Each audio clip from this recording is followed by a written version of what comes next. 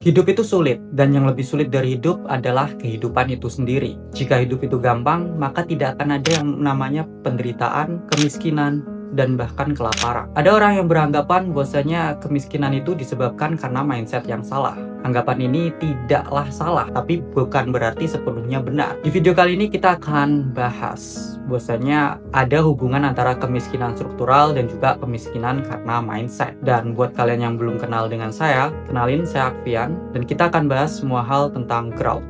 Bisnis growth, mindset growth, career growth, dan semua hal yang bikin value kalian tumbuh lebih dari saat ini.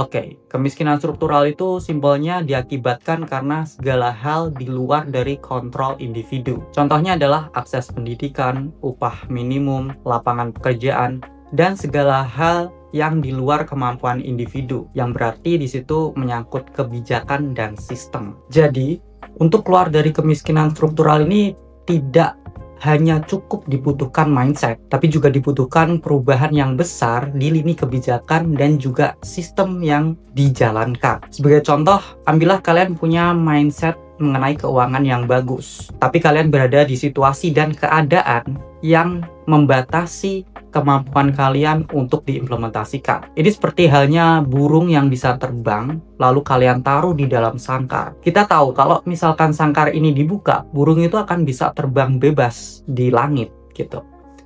Cuman karena dia berada di sangkar, meskipun dia punya sayap yang sehat, kemampuan terbang yang baik, dia tetap tidak bisa terbang. Dan inilah penyebab kenapa meskipun seseorang dia punya pemikiran yang bagus, tapi dia terjebak dalam kemiskinan bukan karena mindsetnya yang keliru, tapi memang keadaannya yang salah. Tapi bukan berarti kemiskinan struktural ini 100% benar. Kalau ini dijadikan satu-satunya alasan, maka juga akan melepaskan tanggung jawab individu untuk keluar dari situasi yang sulit. Maka sudah menjadi hal yang umum ketika terjadi suatu krisis, kemudian krisis itu berakhir, muncul orang-orang kaya baru, orang-orang sukses yang dulunya tidak kita kenal namanya, tiba-tiba muncul seketika ketika krisis berakhir. Dan perubahan dari kondisi yang normal ketika mereka masih miskin, kemudian kondisi tersebut berubah menjadi krisis, mereka berhasil memanfaatkan krisis tersebut, dan ketika krisis itu sudah berakhir, sudah mereda, kembali lagi keadaan yang normal,